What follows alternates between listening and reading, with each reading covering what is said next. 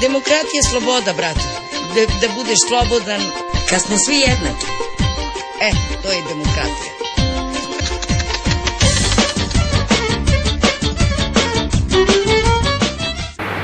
Danas smo došli ovde da Romima iz opštine Srbobran ukažemo i prikažemo dele koje vlada Vojvodine primenjuje na rešavanje njihovog pitanja. Poznato je da smo mi osnovali kancelariju za inkluziju Roma upravo da bi na jedan vrlo značajan način pomagali Romima u Vojvodini. Poznato je da smo tu svoju pomoć bazirali na njihovom obrazovanju, na rešavanju stambenog problema i na zapošljavanju.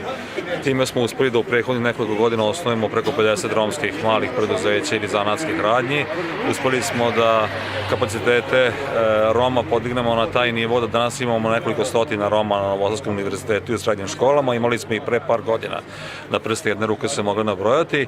Nameravamo i ove godine da nastavimo te programe i jednostavno došao sam večeras da im prezentiram sve naše planove koji su vezani za pomoć njima. Hvala. Hvala i vama.